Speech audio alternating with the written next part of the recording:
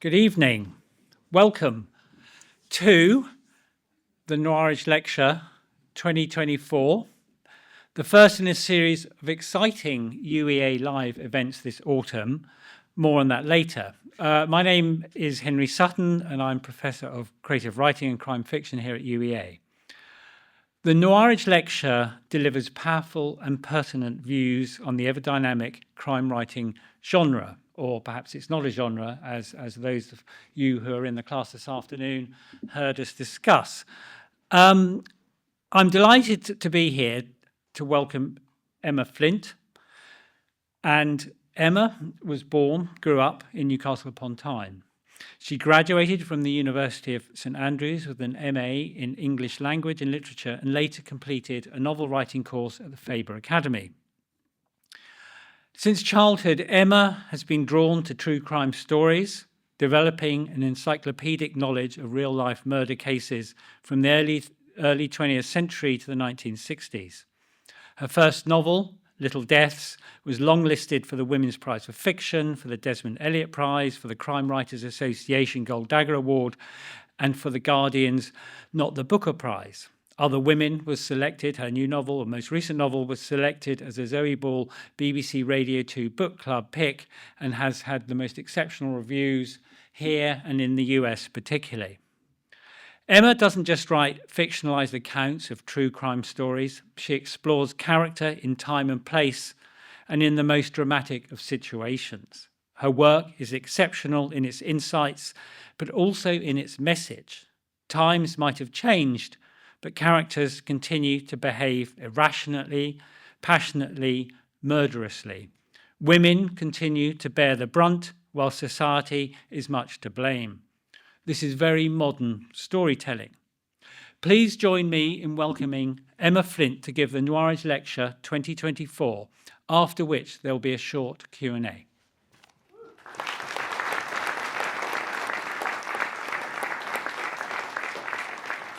Thank you for that amazing introduction. And thank you all for coming tonight. I'm so grateful to you all for coming out, and I'm very glad to have been asked to come here. I want to start by addressing the question of what crime fiction is. I think if I asked everybody in this room what is a crime novel, I think I would get a different answer from each of you, depending on what you like to read and probably on what the last book that you read was. Crime fiction, of course, isn't just novels. It includes short stories, plays, graphic novels, poems, TV scripts, but novels are what I write and what I understand, so tonight I'll mostly be talking about novels. So if I asked you what is a crime novel, I expect that most of you would talk about novels that include characters who are detectives, either professional or amateur, and where the solution to the crime is gradually revealed to the other characters and to the reader.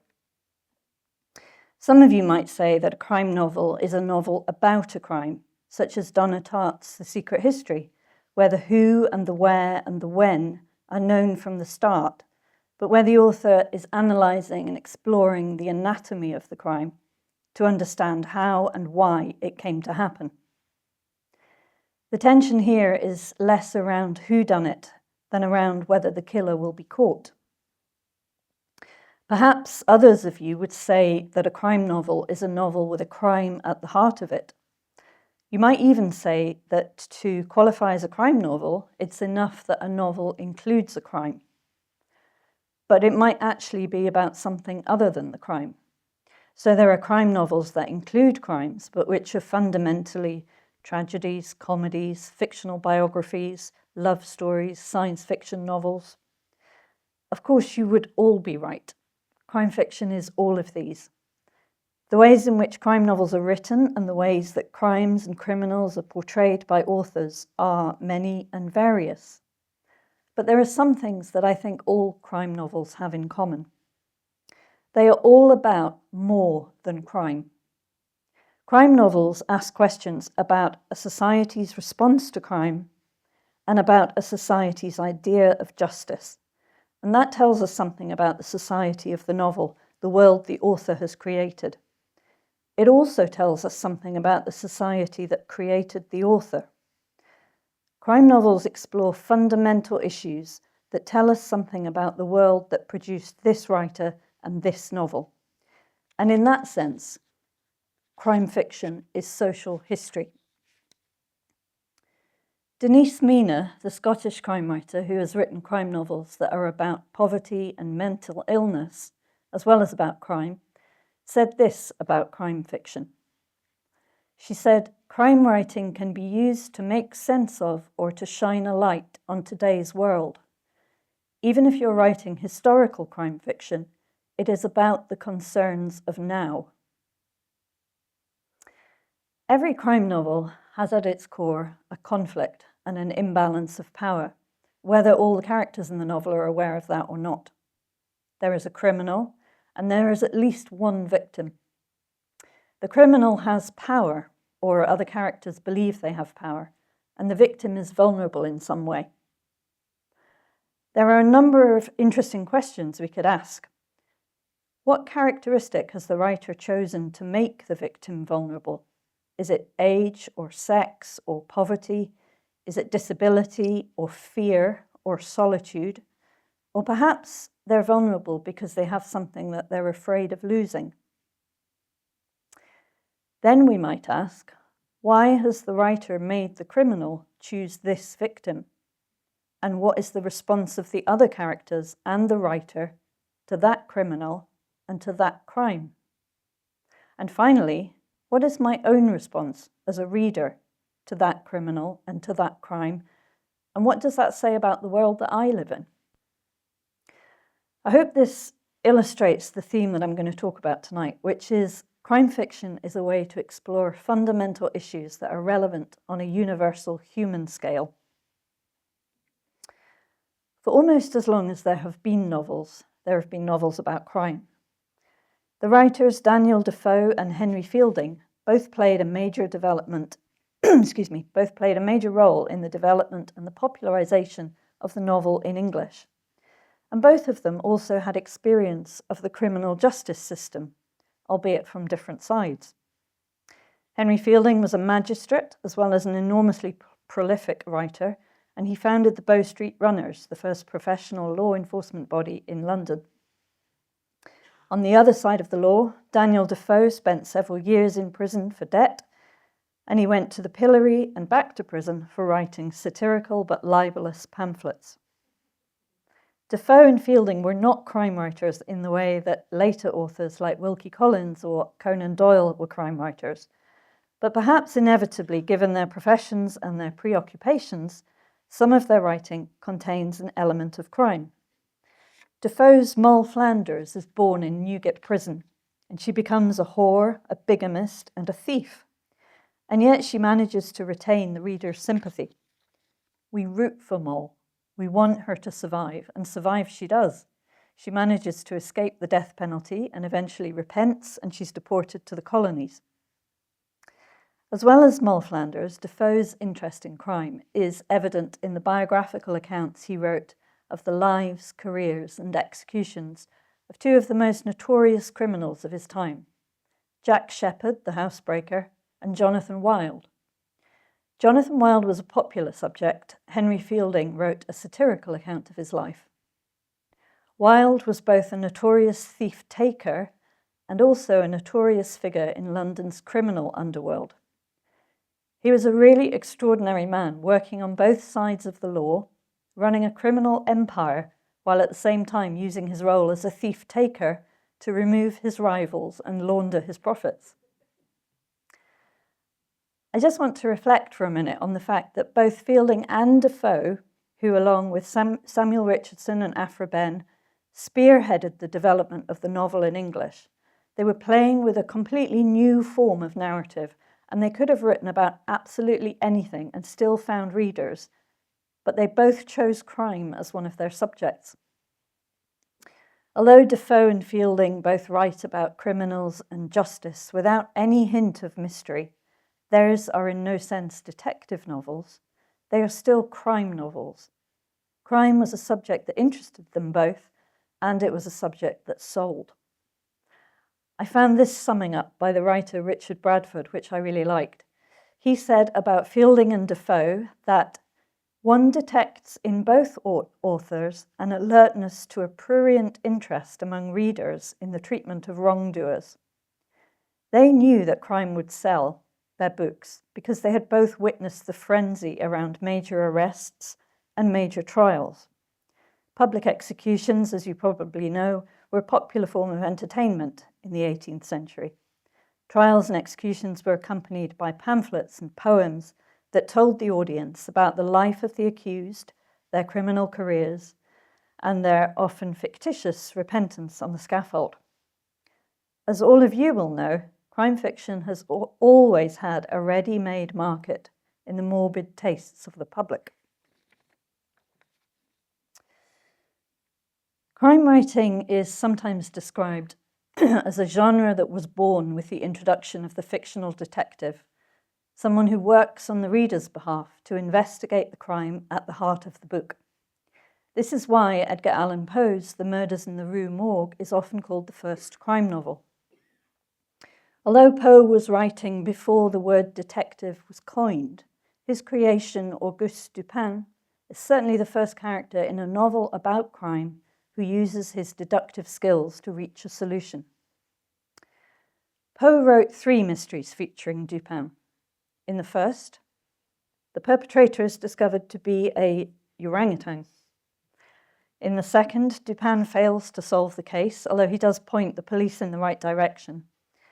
And the third, the purloined letter, is about a minister who has stolen a letter from the Queen and is blackmailing her with it, but contains very little information about the content of the letter or the reason the Queen was being blackmailed. I think there's a fairly strong case to say that Poe wasn't very interested in writing plausible crime fiction or in creating a new literary genre. Arguably, he was more intent, I think, on using the Dupin stories to explore his own preoccupation with the grotesque and the macabre.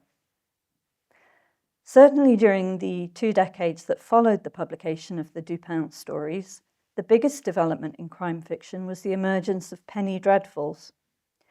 These were short novellas. They were like the unsavoury offspring of the old Newgate pamphlets that I mentioned earlier. And like those pamphlets, they popularised lurid and greatly exaggerated accounts of criminal acts. Things started to change at the end of the 1850s when the first sensation novels were published in serial form. The most famous of these are Wilkie Collins' The Woman in White and Lady Audley's Secret by Mary Eleanor Braddon. The characters in both novels are from a wealthy upper-class background, which gives the ideal setting for narratives based on conspiracy, disputed inheritance, and secrets such as bigamy and illegitimacy. There are no detectives in these novels in the way that we understand them today. The investigators are insiders. They're part of the same class, the same social circle, and often the same family as the perpetrators. The next significant development in crime fiction was the publication of Wilkie Collins' The Moonstone in 1868. T.S. Eliot called it the first, the longest, and the best of modern English detective novels. In some ways, The Moonstone is a modern book. It's got multiple unreliable narrators. It's also the first British novel to feature a detective.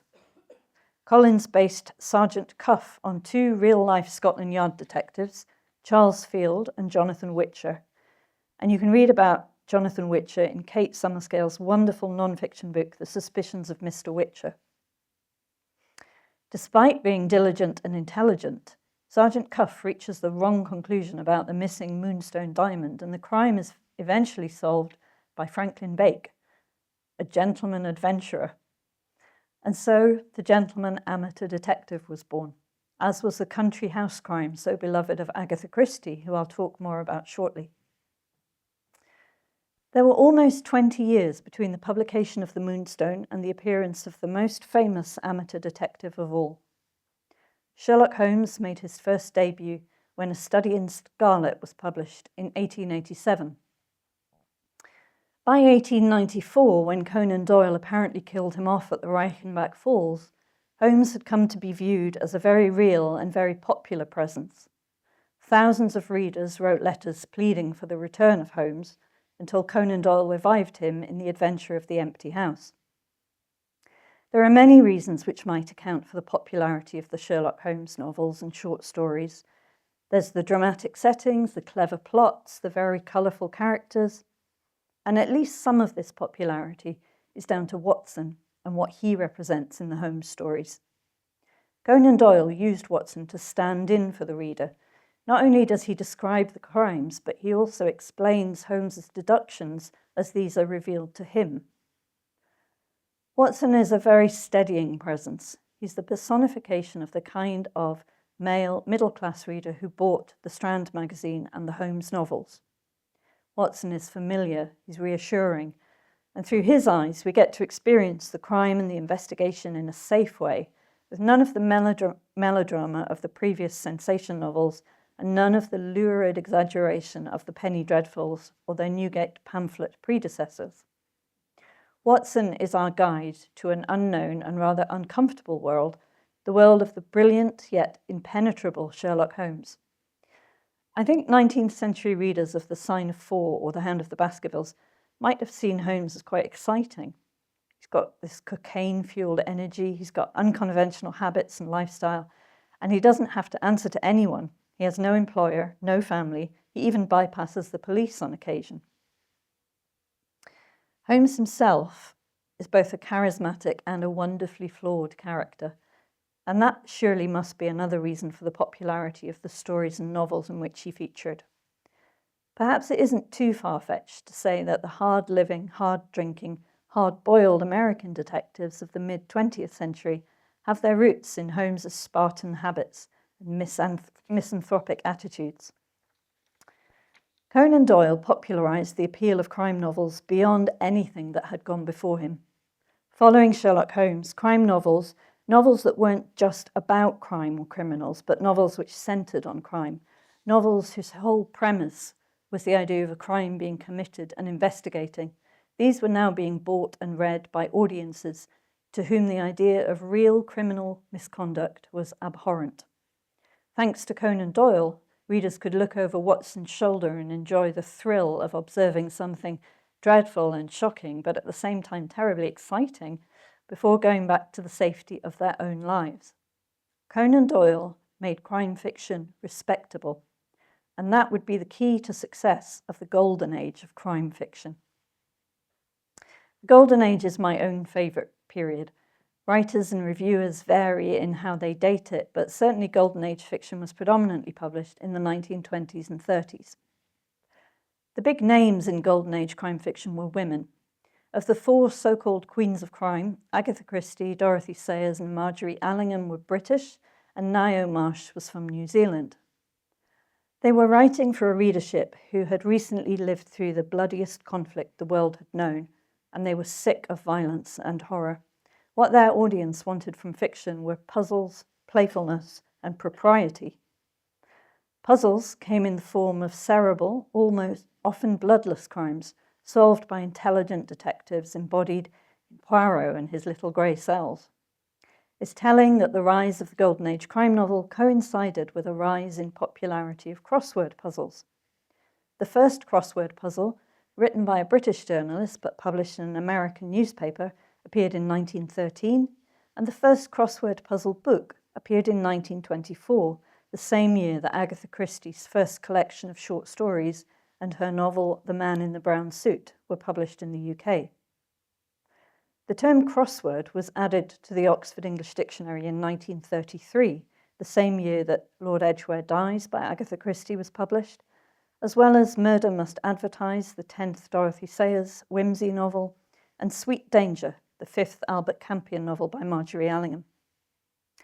Playfulness was evident in the red herrings that litter Golden Age crime fiction, and in characters who might have stepped straight out of the pages of a P.G. Wodehouse novel. Peter Wimsey is an intelligent, sensitive man, but he hides these traits well behind what Sayers calls his silly face, which looked as if it had generated spontaneously from his top hat. In Murder Must Advertise, Sayers gives the rather long-suffering Wimsey, who was 40 at the time, the habit of turning cartwheels in the office corridor. Many of Christie's novels contain humorous tropes. There are several red-faced colonels who appear in a lot of her books, all with bristling moustaches and a habit of harumphing at young people and at foreigners. One of Christie's early novels, The Seven Dials Mystery, published in 1929, opens with a paragraph that might be straight out of Woodhouse. That amiable youth, Jimmy Thesiger, came racing down the big staircase at Chimneys, 2 steps at a time. So precipitate was his descent that he collided with Treadwell, the stately butler, just as the latter was crossing the hall bearing a fresh supply of hot coffee. Owing to the marvellous presence of mind and masterly agility of Treadwell, no casualty occurred. "Sorry," apologised Jimmy. "I say, Treadwell, am I the last down?" "No, sir. Mr. Wade has not come down yet." "Good," said Jimmy, and entered the breakfast room. The room was empty, save for his hostess, and her reproachful gaze gave Jimmy the same feeling of discomfort he always experienced on catching the eye of a defunct codfish exposed on a fisherman's slab. All very jolly, except we shortly learn that Mr. Wade is not having a lion, but rather is dead upstairs. And not only that, but he's been murdered by Jimmy himself. Apologies for the spoiler, but you have had 95 years to read that one.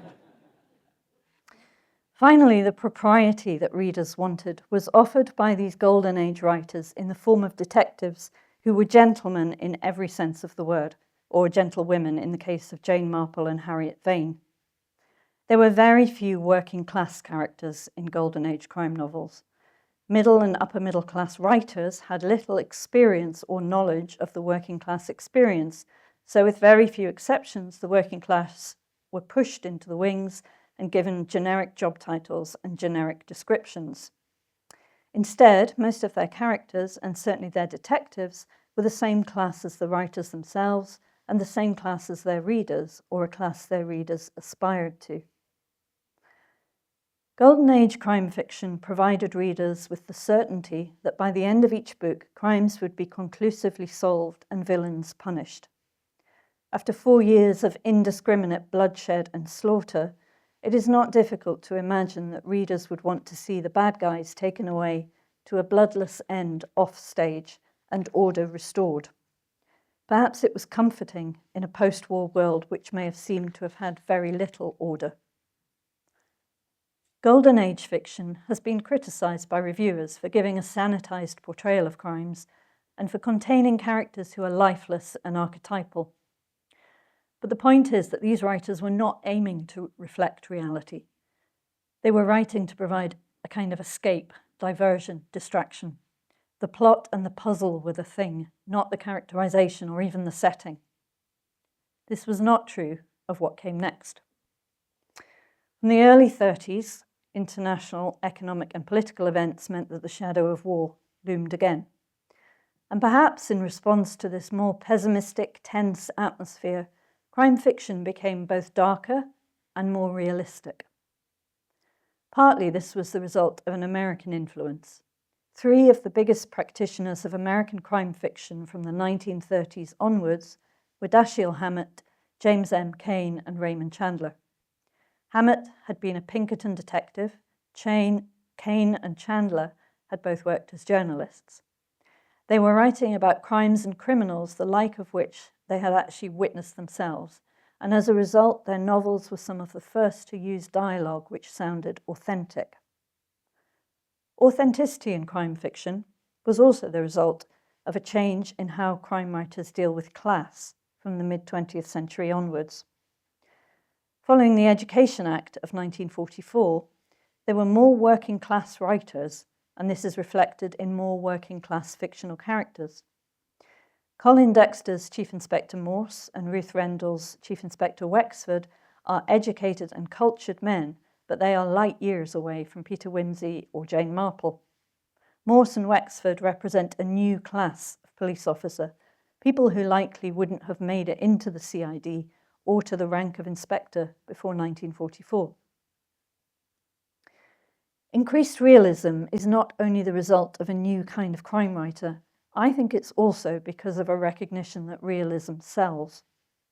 The more believable an account of a crime is, the more frightening it is, and therefore the more captivating it is to read about. And nowhere is this more apparent than in the depiction of villains. Patricia Highsmith created some of the most memorable villains in 20th century crime fiction, including the incomparable and multifaceted Tom Ripley, whose polite urbanity conceals psychopathic cunning. The creation of Ripley is an example of the crime writer's fascination with the criminal mind, something that's so commonplace in 2024 as to be almost unremarkable. Many, if not most, crime novels now explore the reasons why the killer or the compulsive thief or the arsonist behave the way they do. Some are even written from the perspective of these characters and in their voices. Back in 1989, when Hannibal Lecter made his first appearance on the literary stage in The Silence of the Lambs, this wasn't a common feature of crime novels. Perhaps this is why the book and the film both created such shockwaves. The character of Tom Ripley showed writers there is a market for psychopaths. And so Ripley paved the way for a cannibalistic psychiatrist to narrate his own sprees and his own downfall. Ripley and Lecter are just two examples of the fascination that we have with multiple and often motiveless murder. We read about this kind of murder in the news almost every week, hence our willingness to suspend disbelief when we're confronted with it in fiction. As well as Highsmith and Harris, other late 20th century crime novelists have written with quite terrifying insight into the criminal mind. Think of Ruth Rendell, Nikki French, Minette Walters, and the psychopathic villains they have created. And now compare those with the almost cartoonish villains in 19th and early 20th century literature. Count Fosco in The Woman in White, for example, the sinister Italian villain with the gross physical appearance and an odd habit of letting his pet mice run freely around his person. Or Professor Moriarty, who, while he doesn't have the unfortunate trait of being foreign, is still described in exaggerated terms by Conan Doyle. He's pale with a domed forehead, sunken eyes, and a face that protrudes and slowly moves from side to side in a reptilian fashion. You don't have to be Sherlock Holmes to recognize that man as a villain. Thanks to writers like Highsmith and Rendell, readers of crime novels now know that fictional villains don't need to come from other countries and they don't need to come from other social classes. In specific circumstances and under the right kind of pressure, many of us might be capable of appalling crimes, and perhaps that's the most frightening thing that we can learn from crime fiction. We've moved from a worldview depicted by Conan Doyle, by Collins, and by Christie, in which sin and goodness are very black and white. And by the late 20th century, morally ambiguous villains opened up the possibilities for crime writers in terms of the characters they could create and the red herrings they could scatter. If villains can be found in every walk of life, then maybe there's no limit to the settings and the characters that can inhabit a crime novel. And indeed, today, the possibilities of crime writing are infinite. Look at some of the big names in contemporary crime fiction and look at what they're writing about as well as about crime. Abir Mukherjee is writing about colonialism and identity. Anna Mazzola about the impact of crime and injustice on victims. Eva Dolan writes about immigration, and Tom Rob Smith about the threat to truth within authoritarian political regimes. Ian Rankin has written about social exclusion, racism, sectarianism, cybercrime, the death of traditional industries in Scotland, nationalism, and corruption. Laura Shepherd Robinson writes about the slave trade and about the commoditization of women's bodies. Ian Rankin wrote an essay on crime fiction in the Writer's Handbook Guide to Crime Writing that included these words: "The crime genre is capable of so much more than simply telling a good story or playing an elaborate game with the reader. The crime novel can be the perfect tool for the dissection of society because it makes the reader think." My first two novels, which Henry mentioned, are about real historical crimes, but they were written partly as a response to the increased scrutiny that we bring to bear today on how women are depicted in the press. I'm particularly interested in challenging how women are portrayed in the media when they're the victims or the perpetrators of crimes. Female killers, whether suspected or convicted, have long been written about in a completely different way to their male counterparts. They're either the embodiment of pure evil.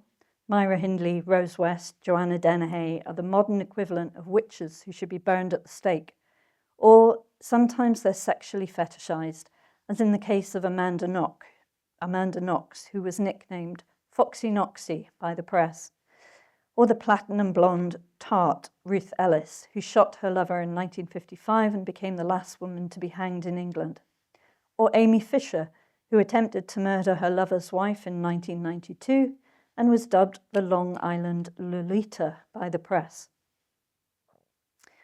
I wrote my first novel, Little Deaths, out of anger at snap judgments like these. Anger that the identification of a woman as good or bad is still so frequently tied to her appearance. Little Deaths was inspired by a real crime that took place in a suburb of Queens, New York, in the summer of 1965. One hot July morning, a single mother woke up to find her 4-year-old daughter and her 5-year-old son missing from their locked bedroom. Both children were later found dead. That's the basic premise of the novel, and those are also the bare facts of the real case that inspired it. I first read about the case when I was a teenager, and the details stayed with me for more than 20 years until I began to write the book that became Little Deaths. There were two things in particular that fascinated me about it. Firstly, the woman at the centre of it all, who in real life was called Alice Crimmins. Alice Crimmins was named by the police as the chief suspect in the murders before the police even had confirmation that her children were dead. I wanted to know what kind of woman that could happen to, and Little Deaths grew out of this fascination. And secondly, when I researched the case of Alice Crimmins, the implicit question I kept hearing was, how dare she want more out of life than marriage and kids? How dare she tell her husband she wanted to separate? How dare she enjoy drinking, dancing, sex, tight clothes, the company of men who were not her husband? How dare she look the way she did? And how dare she refuse to cry for the cameras? For some people, those things were enough to condemn her even before she was arrested and put on trial. Little Deaths was published in 2017, more than 50 years after the crime on which it's based. Throughout those 50 years, the identification of a woman as good or bad has still frequently been linked to how she looks and is still frequently linked with her sexual behaviour. Stories of Myra Hindley's lesbian sex romps in prison made tabloid headlines for years. They are completely irrelevant to the crimes she committed.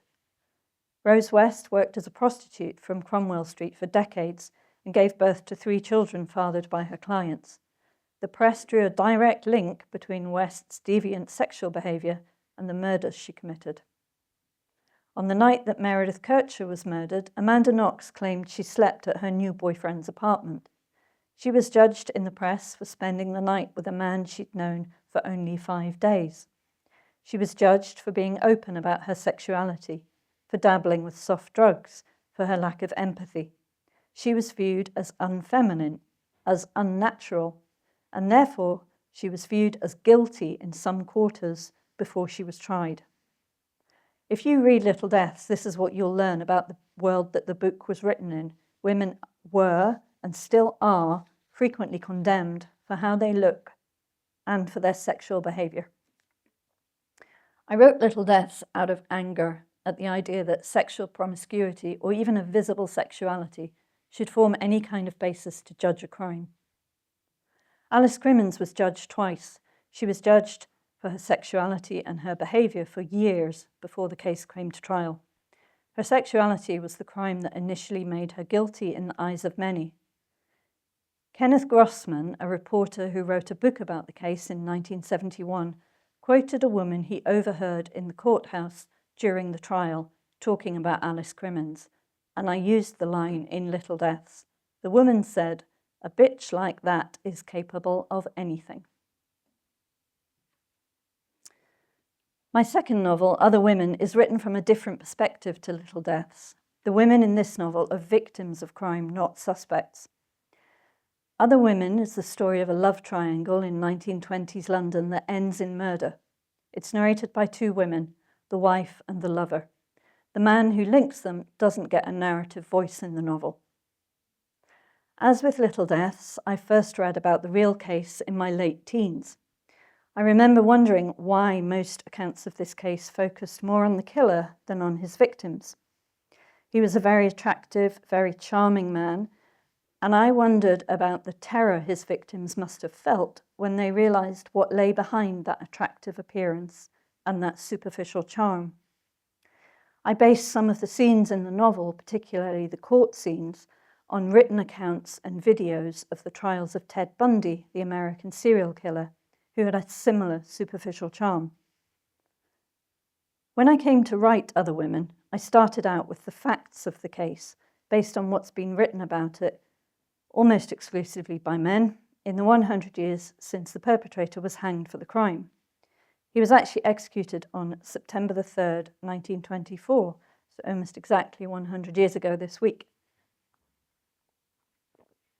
The woman he murdered was a sensible, practical woman with a job, financial security, interests, friends. Her name was Emily Kay. I think at the heart of every novel is a question that the writer wants to explore. What would happen if my character did that? Or why did they try this? Or how would it feel for them to do that? My initial question was, why would this intelligent, middle-aged, respectable woman, a woman who had so much in her life that was positive and good, why would she risk everything that mattered to her for a man who was already married? And not only married, but unlikely to leave his wife. This was 1924. Divorce was rare and expensive, and he had been brought up as Catholic. When she embarked on an affair with this man, Emily Kay was risking her reputation, her job, her home, her friendships, and potentially by sleeping with him at a time when there was no NHS, no child support, and no safe legal abortion, she was risking her life. My question was, why a woman like this, who I could relate to in so many ways, why would she risk everything for this man? So that was my starting point. And as I came to fictionalize Emily's story and turn it into a novel, I came to admire her. She moved across England alone, and she had deliberately set out to change her life. I admired her courage in doing that at an age and in an age when that was unusual. She was a middle-aged spinster. Society had written her off. She was apparently too old to be the object of desire. She was 37, by the way. Too old to become a mother. From the perspective of 1924, what did she have to offer? Well, she had hobbies, interests, friends, a sister. She had a career she was successful in. She had a rich and happy life, and she had people who cared for her, people who would miss her when she was dead. Other Women was born from a kind of fury that the life she had set out to create for herself could be so entirely destroyed. I wrote the novel to give a voice to women who are the victims of men like this. Too often, it's the male perpetrators of abuse and violence against women that news reports focus on. It's their stories that we read. It's their photographs that we see. I said earlier that I based some of the scenes in this book on the trial of Ted Bundy. I would guess that most people in this room have probably heard of Ted Bundy, know what he did. You might remember what he looked like. Maybe you even remember his execution in 1989. But how many of us could name even two of his victims?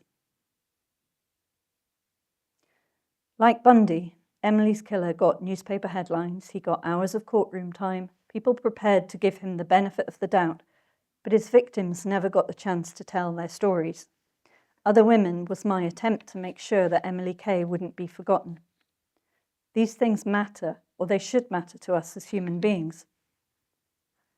I'm going to give the last word of my lecture to our contemporary queen of crime fiction, Val McDermid, who said, "When we talk about crime fiction, we're talking about the things that matter to us. We're talking about class, about politics, about gender, about place, about the human psyche, about race, about justice, about love, about sex, about economics, about history, about inequalities of all sorts. I would say that all novels are about those things. As C.S. Lewis said, we read to know we are not alone. We read to understand ourselves and to understand the human condition. But I happen to think that crime novels present all of those things: class, politics, gender, race, justice, love, sex, economics, and inequality in sharper relief. Add murder to any story and the stakes become higher. And so the things that matter to us as human beings matter in crime novels just that little bit more. Thank you.